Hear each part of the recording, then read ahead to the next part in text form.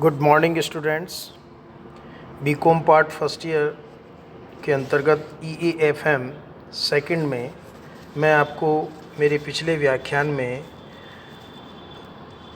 व्यापारिक बैंकों के बारे में बता रहा था और उसकी आधुनिक प्रवृत्तियों के बारे में आपसे चर्चा कर रहा था।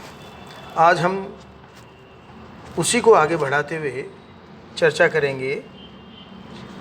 मैंने आपको बताया था, नवीन आकर्षक योजनाओं के बारे में बताया था।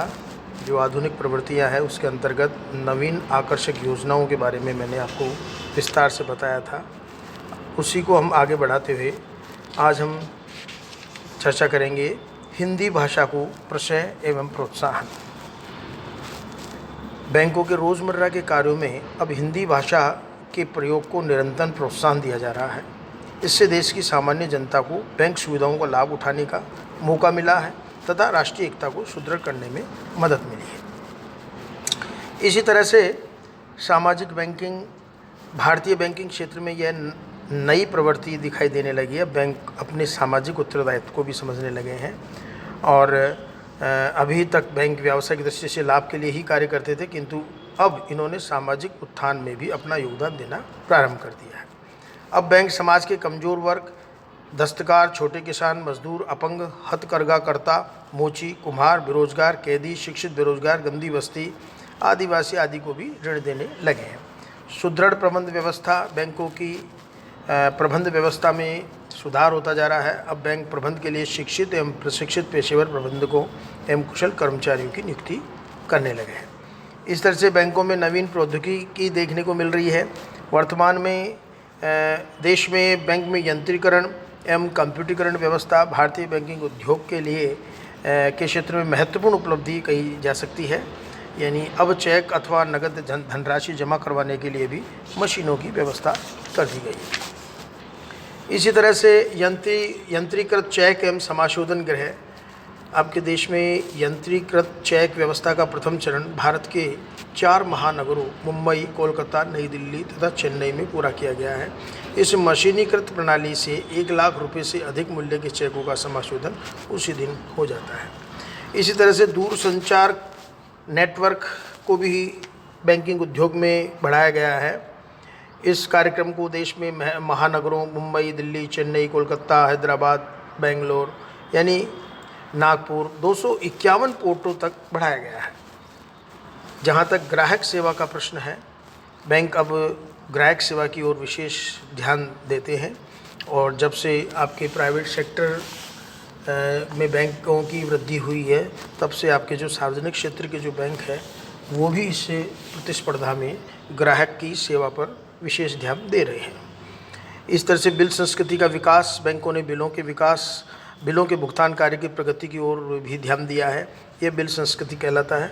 वर्तमान में बिलों की कुल राशि बैंक ऋणों का केवल 4% है। इसी तरह से बहुस्थानीय बैंक खाते, यानी कि इस सुविधा के अंतर्गत ग्राहक एक ही बैंक की कई शाखाओं में खाते खोलकर उन्हें चला सकते हैं। ये शाखाएँ एक शहर में भी हो सकती है और किसी अन्य शहर में भी। ऐसे बैंक की चेकबुक का उपयोग ट्रेवलर्स चेक के रूप में भी किया जा सकता है। इस तरह से ATM की जो फैसिलिटीज़ आज हम देख रहे हैं, ये भी एक महत्वपूर्ण आधुनिक प्रवृत्ति का भाग है और इसके ज़रिए आज हम सब जानते हैं कि 24 घंटे हम नगद मुद्रा निकाल सकते हैं और इवन हम ATM के ज़रिए मुद्रा को जमा भी करा सकते हैं। ऑनलाइन ट्रांसफ़र, वर्तमान में कुछ बैंक एक शाखा से दूसरी शाखा में धन के ऑनलाइन हस्तांतरण या तत्काल एक बैंक से दूसरी बैंक में पैसा स्थानांतरित करने की सुविधा दे रहे हैं। घर पर दी जाने वाली बैंकिंग सुविधाएं, महानगरों में तो बैंक जमाओं के लिए घर घर जाकर बैंकिंग सुविधा दे रहे हैं।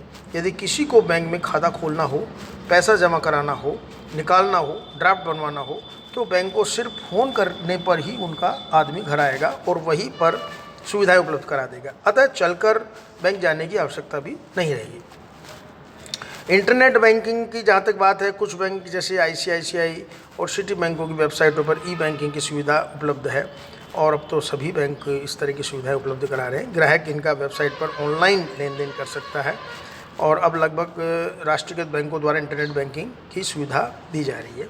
निष्कर्ष के रूप में हम कह सकते हैं कि उदारीकरण की नीति के बाद भारतीय बैंकिंग व्यवस्था विदेशी बैंकों से बहुत प्रभावित हुई है। विगत कुछ वर्षों में भारतीय बैंकिंग क्षेत्र में अनेक महत्वपूर्ण परिवर्तन दिखाई देने लगे हैं। इससे देश का संपूर्ण बैंकिंग स्वरूप ही बदल गया है। लेकिन अब भी हमारी बैंकिंग प्रणाली विदेशी बैंकों की तुलना में कम गतिशील एवं कम लोचदार है। इसको खुला, गतिशील, आधुनिक एवं लोचदार बनाकर देश की आवश्यकताओं के अनुरूप किया जा सकता है। अतः इसमें निरंतर समयानुकूल परिवर्तन होते रहने चाहिए। जब हमने विदेशी बैंकों को देश में काम करने की छूट दी है तो हमें अपने बैंकों की प्रतियोगिता शक्ति को बढ़ाना होगा। सरकारी संरक्षण के आवरण को छोड़कर भारतीय बैंकों को भी प्रतियोगिता के लिए तैयार करना होगा। इसके लिए इस व्यवस्था में निरंतर सुधार व नवीनता का समावेश करना होगा। आज हम इतनी ही चर्चा करेंगे। आगे के लिए हम वाणिज्यिक बैंकों के अध्ययन और आपके वाणिज्यिक बैंकों के संबंध में आपके जैसे जो वाणिज्यिक बैंकों पर नियंत्रण लगाता है उसके बारे में हम आगे चर्चा करेंगे, भारतीय रिजर्व बैंक के बारे में। थैंक यू, धन्यवाद।